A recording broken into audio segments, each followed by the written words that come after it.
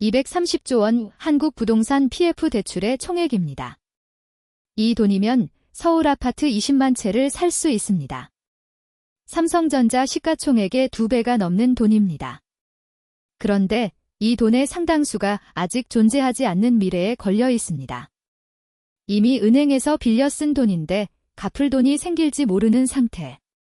한국 경제의 시한폭탄, 부동산 PF 이야기입니다. 이 영상 하나로 정리해 드립니다. 내 집 마련, 내 연금, 내 월급에 어떤 영향이 올지 15분만 투자하세요. 자, 여기서 질문입니다. 부동산 개발 회사와 내 월급이 무슨 상관일까요? 직접적인 연결고리, 바로 금융 시스템입니다. 은행, 저축은행, 새마을금고, 증권사, 여러분이 월급을 넣고 적금을 들고 대출을 받는 곳입니다. 이 금융기관들이 빌려준 돈이 회수되지 않으면 무슨 일이 벌어질까요? 예금 이자가 줄고 대출 문턱이 높아집니다. 기업이 돈을 못 빌리면 투자도, 고용도 줄어듭니다. 실제로 2023년 새마을금고에서 뱅크런, 즉 예금 인출 대란이 일어났습니다. 한순간에 내 통장 돈이 잠길 수 있다는 의미입니다. 여기서 끝이 아닙니다. 내가 투자한 펀드, 연금, 보험도 부동산 PF와 무관하지 않습니다. 국민연금, 사학연금, 공적연금펀드. 이런 기관들도 PF 대출, 건설사 채권에 투자합니다. 건설사가 쓰러지면 연금 수익률도 흔들립니다. 2024년에는 국내 16위 건설사인 태영건설마저 워크아웃에 들어갔습니다. 나는 부동산 투자 안 하는데 라고 생각할 수 있습니다. 그런데 이미 여러분의 돈은 이 시장에 들어가 있습니다. 이제 이 위기가 어떻게 생겼고 어디까지 왔는지 시간순으로 정리해 보겠습니다. 이야기를 풀기 위해 1997년으로 돌아가야 합니다. IMF 외환위기. 당시 한국은 외국에서 빌린 돈을 못 갚아 국가가 부도 직전까지 갔습니다. 이후 금융규제가 강화됐지만 부동산 개발에 대한 욕망은 멈추지 않았습니다. 2000년대 들어 프로젝트 파이낸싱, PF 대출이 본격적으로 도입됩니다. 쉽게 말하면 이 땅에 아파트를 지으면 앞으로 나올 분양 수익으로 돈을 갚겠다는 구조입니다. 토지를 담보로 하는 게 아니라 미래의 분양 대금을 담보로 합니다. 2000년대 말 글로벌 금융위기 때도 PF 부실이 한 번 터졌습니다. 그런데 2020년대 들어 상황이 달라졌습니다. 2020에서 2021년 초저금리와 유동성 폭탄. 집값이 폭등하고 분양은 나오는 족족 완판. 은행, 증권사, 저축은행, 새마을금고까지 너도 나도 PF 대출에 뛰어듭니다.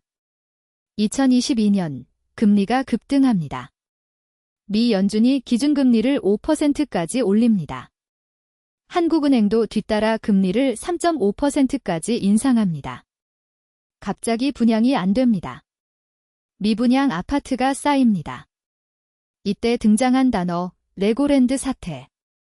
2023년 강원도가 보증한 레고랜드 PF 채권이 부도 처리됩니다. 지방정부가 보증해도 못 갚는다는 충격. 시장 전체에 공포가 번집니다. 2024년 태영건설이 워크아웃에 들어갑니다. 건설업계, 금융권, 모든 곳에서 혹시 우리도 라는 불안이 확산됩니다. 이제 PF가 뭔지, 왜 이렇게 위험한지 구조부터 파헤쳐 보겠습니다. PF, 즉 프로젝트 파이낸싱. 말만 어려워 보입니다. 쉽게 말하면 이 땅에 아파트 지어서 팔면 그 돈으로 대출 갚겠습니다. 됩니다. 이미 있는 집이나 땅을 담보로 대출하는 게 아닙니다. 아직 존재하지 않는 미래의 수익을 담보로 돈을 빌립니다. 이게 일반 담보대출과 PF의 차이입니다. 일반 대출은 예를 들어 마트에서 라면을 사면 돈을 내는 겁니다. PF는 라면 공장을 지어서 언젠가 라면을 팔아서 돈을 내겠다는 약속입니다. 리스크가 훨씬 크다는 이야기입니다. 한국의 PF 구조를 보면 세 주체가 등장합니다. 첫째, 시행사, 토지를 매입하고 개발을 기획하는 주체입니다. 둘째, 건설사, 아파트나 오피스텔을 실제로 짓는 회사입니다. 셋째, 금융기관. 돈을 빌려주는 곳입니다. 이들 사이에는 단계가 있습니다. 첫 번째 단계, 브릿지론. 토지 매입, 인허가 단계에서 빌리는 단기 대출입니다. 기간은 6개월에서 1년. 아직 분양이 시작되지 않은 상태. 두 번째 단계, 본 PF. 분양이 시작되고 인허가가 완료된 후 장기 대출로 갈아탑니다. 문제는 브릿지론입니다. 분양이 안 되면 본 PF로 갈아타지 못합니다. 브릿지론은 만기가 짧아 돌려막기가 불가능합니다.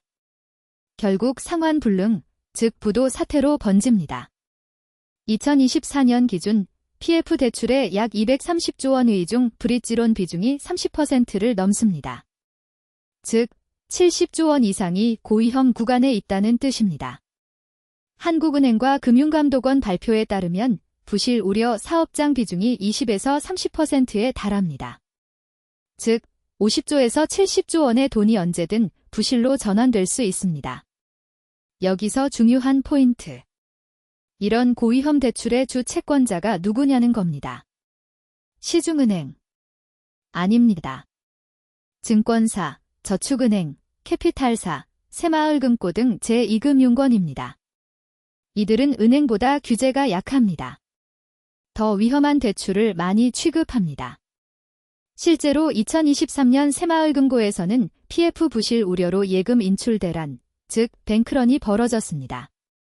이게 내 월급, 내 예금, 내 연금과 직접 연결되는 이유입니다. 자, 여기서 반전이 있습니다.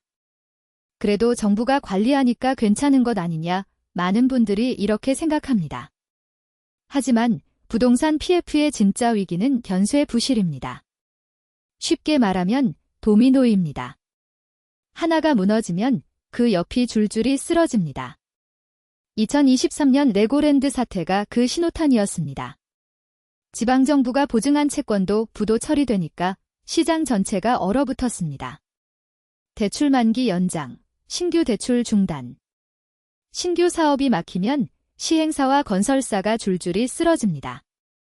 2024년 태영건설 워크아웃. 국내 16위 건설사, 시행사, 협력업체, 하청업체, 금융기관까지 충격이 퍼집니다. 여기서 정부가 선택한 전략은 현착륙입니다. 즉, 한 번에 터뜨리지 않고 시간을 벌어가며 서서히 정리하는 방식입니다. 금융위원회는 2024에서 2025년 부실 PF를 단계적으로 정리하겠다고 발표했습니다. 정상화 펀드 20조 원 규모. 부실 사업장을 매입해 공공주택, 임대주택으로 전환합니다. 하지만 이 펀드로 모든 부실을 막을 수 있을까요? 230조 원 vs 20조 원 숫자만 보면 턱없이 부족해 보입니다. 건설사들도 자구책을 내놓고 있습니다.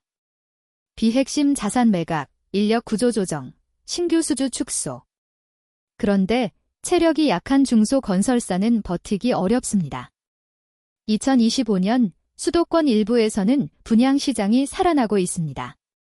서울 신축 아파트 청약 경쟁률 40대 1. 하지만 지방은 여전히 미분양이 쌓여 있습니다. 특히 지방광역시 이외 지역이 심각합니다.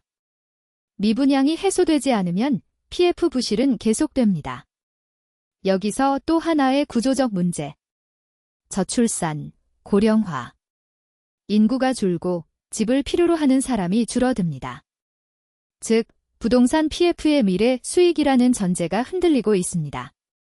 2026년 4월 터미널X 최신 리서치에 따르면 PF 연체율은 2025년 기준 3.7%까지 올랐습니다. 역대 최고치입니다. 한국건설산업연구원 자료에 따르면 지방 미분양 아파트는 3만 1천 가구, 수도권 미분양은 3천 가구에 불과합니다. 이 격차가 앞으로 PF 부실의 진앙이 될 수 있습니다. 자, 여기서 질문입니다. 그래서 나는 뭘 해야 하나요? 첫째, 내 예금이 어디에 있나 점검해야 합니다. 새마을금고, 저축은행, 소형 금융기관에 예치된 돈 위 기관들은 PF 대출 비중이 높습니다. 2023년 새마을금고 사태처럼 만기 이전에 예금을 급히 인출하려는 사람이 몰리면 뱅크런이 일어날 수 있습니다. 둘째, 투자 포트폴리오 점검. 건설사, 증권사, 저축은행 관련 주식이나 펀드에 투자했다면 PF 노출 비중을 반드시 확인해야 합니다. 특히 중소건설사, 소형 저축은행. 이들은 정부의 지원에서 소외될 가능성이 높습니다. 반면 LH, 한국토지주택공사 등 정책 지원을 받는 공기업, 대형 건설사는 상대적으로 견고할 수 있습니다. 셋째, 실물 경제의 연쇄 효과에 대비해야 합니다. PF 부실이 심해지면 대출이 줄고 신용경색이 옵니다. 기업 대출이 막히면 투자와 고용이 줄어듭니다.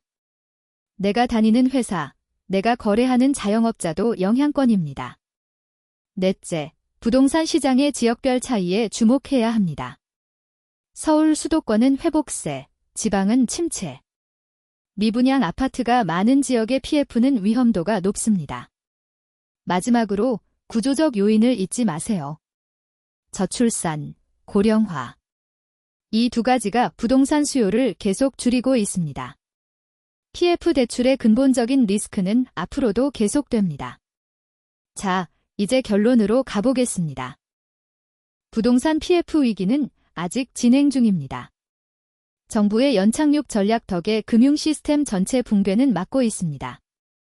하지만 제2금융권과 중소건설사의 부실은 2에서 3년은 더 이어질 수 있습니다. 지방 미분양, 인구구조 변화. 이 두 가지가 동시에 작용하는 한 시장의 완전한 회복을 낙관하긴 어렵습니다. 오늘 들은 숫자, 구조, 배경. 여러분의 돈, 직장, 미래와 모두 연결되어 있습니다. 판이 완전히 바뀌기 전까지 한 번 더 점검해 보시기 바랍니다. 한국은행 2024년 금융안정보고서 금융감독원 2024년 PF 대출 현황 발표 국토교통부 2025년 미분양 주택통계 한국건설산업연구원 2025년 건설시장 전망 터미널X 2026년 4월 PF 부실 및 미분양 리서치 미연준 패드 2022에서 2024년 기준금리 발표 금융위원회 2024에서 2025년 PF 정상화 대책